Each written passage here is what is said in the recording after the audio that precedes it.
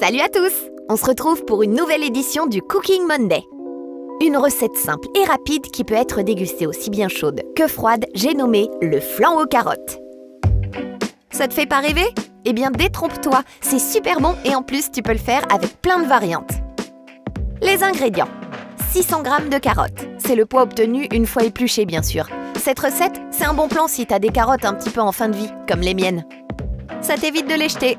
En plus de tes 600 g de carottes, il te faut 60 g de beurre, 2 œufs, un bouillon cube au goût de ton choix. Là j'ai pris volaille, mais c'est comme t'as envie. Tu peux prendre légumes ou bœuf, ce sera tout aussi bon et ça permet de faire des variantes. Idem pour les herbes aromatiques. Là j'ai fait full menthe parce qu'on en avait pas mal, mais d'habitude je le fais full ciboulette. Et dans la recette originale, ils te disent carrément de faire un mix ciboulette, persil, basilic. En gros, tu prends celle qui te plaît. Et comme c'était la première fois que je le faisais à la menthe, j'ai suivi les commentaires sous la recette qui disaient avoir rajouté du cumin. Menthe, carotte, cumin, délicieux. Mais encore une fois, c'est facultatif. Si t'en as pas ou que t'aimes pas ça, c'est pas indispensable à la réussite de cette recette.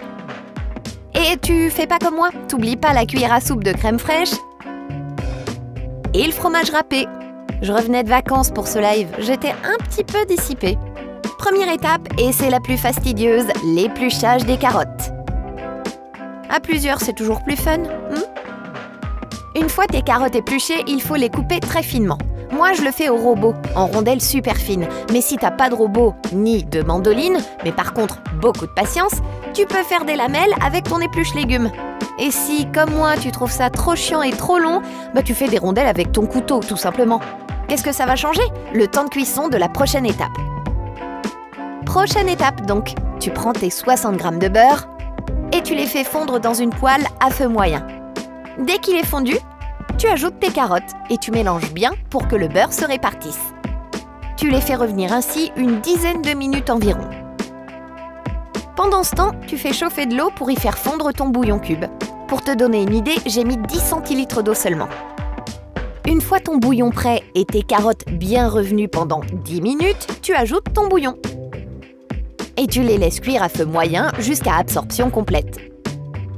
Et si, une fois ton bouillon totalement absorbé, tes carottes ne sont pas encore bien moelleuses, tu rajoutes un peu d'eau et tu procèdes ainsi jusqu'à obtenir la cuisson parfaite. C'est pour ça que plus tes carottes sont coupées finement au départ et plus leur cuisson à la poêle va être rapide. Si tu fais des rondelles au couteau, ça mettra plus de temps à cuire et tu seras sûrement obligé de rajouter un peu plus d'eau en fin de cuisson. Ça y est, nos carottes sont cuites! Voici la dernière étape avant la cuisson au four. C'est simple, tu mets tout dans ton robot et tu mixes.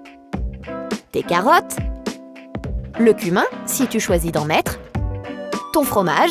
Ah oui, by the way, pour le fromage, il disait une poignée. Pour info, une grosse poignée comme ça fait 90 g de fromage, et pas 50, comme j'ai marqué à côté. Donc, si vous êtes gourmand, go, 90 g, ça marche. Ta cuillère à soupe de crème fraîche, les herbes aromatiques de ton choix, du poivre et du sel si besoin, et tes 2 œufs. Et si t'as pas de robot, tu peux prendre ton mixeur plongeur par exemple, ça marche aussi. Une fois le tout mixé, tu beurres ton plat et tu le garnis.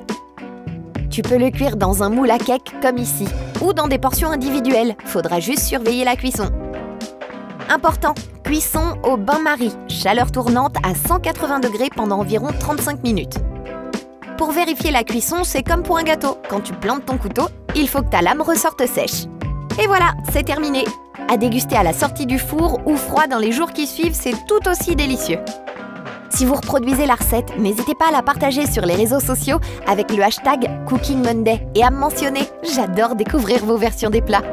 J'espère que ça vous a plu. Je vous dis à bientôt sur YouTube pour une nouvelle recette et en live sur Twitch pour encore plus de fun.